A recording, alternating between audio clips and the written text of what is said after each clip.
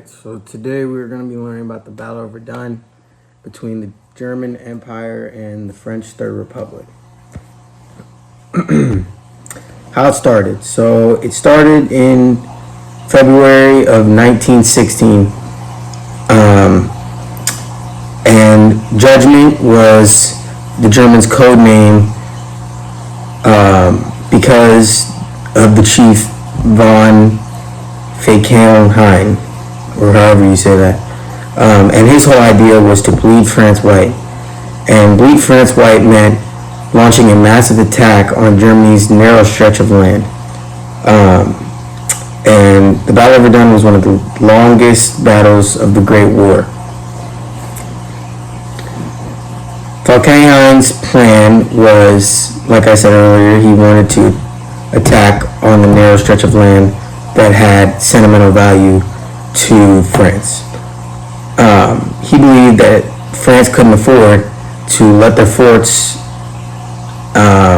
basically get destroyed, and so he believed that they wouldn't back down. They would fight until there was nobody left to fight.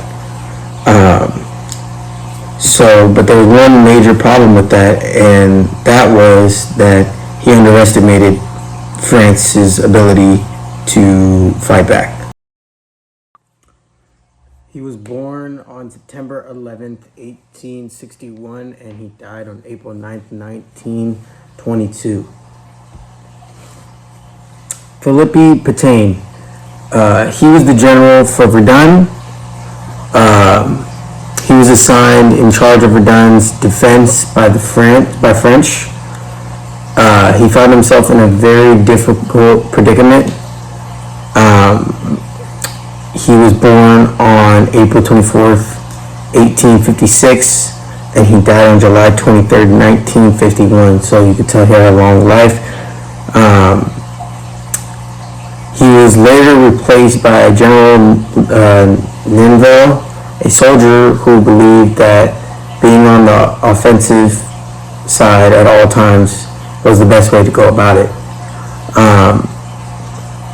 And the reason for that was, the reason that he was replaced was because Pétain begged Joffre for more soldiers as the conflict progressed in the spring of 1916, but Joffre refused, and so because he said that he needed soldiers for the Battle of Somme.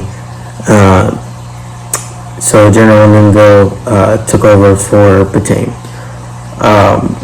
And if you've heard of Philippe Pétain, it's because he became a national hero in France for winning the Battle of Verdun.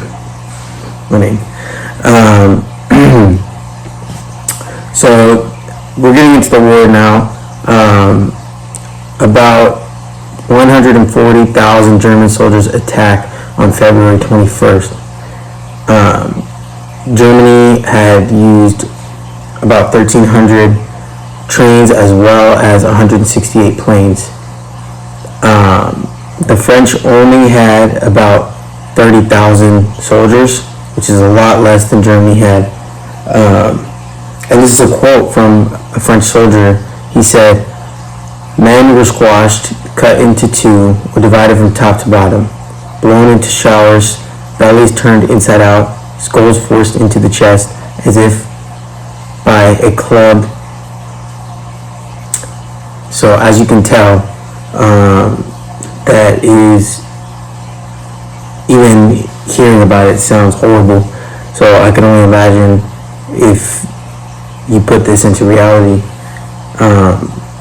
That sounds awful. 1,000 German artillery guns fired on a 6-mile line along the French front on the day that the war began. Flamethrowers were used throughout the war. By February 25th, the Germans captured about 10,000 French. Germany had conquered the fort of Demont, By April, both countries suffered greatly, and they both lost a tremendous amount of people. Germans had lost about 120,000, and French had lost about 133,000 men. That's a lot of men to lose, without even the war being over. And for the first time, flamethrowers were utilized in considerable numbers to assist the Germans in advancing the 8 kilometers they needed to conquer Verdun. So that was a big help. On June 1st, Germany's attack on Verdun. On June 3rd through the 8th, Fort Vaux is surrounded by Germans, and after a 5-day battle, the French are forced to surrender the key position that they had. Falkenhayn steps down on August 28th, and he is replaced by a guy named Paul von Hindenburg.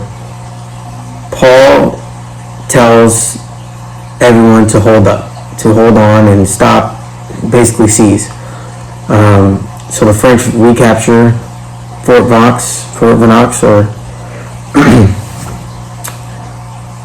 the French offensive at Verdun pushes Germans forces all the way back, almost back to where they started, back in 1916 at Bois de Chaumont. Germans have lost almost all their territory. The battle at Verdun continued all the way up to December, and in total the French lost about, they say, 360,000 men, and the Germans lost about 340,000 men. On February 21st, all the way to December 18th, 16 was how long this lasted, so it's a long time. There was no clear winner on who won, but they both fought to the end and showed how strong of teams they are. So yeah.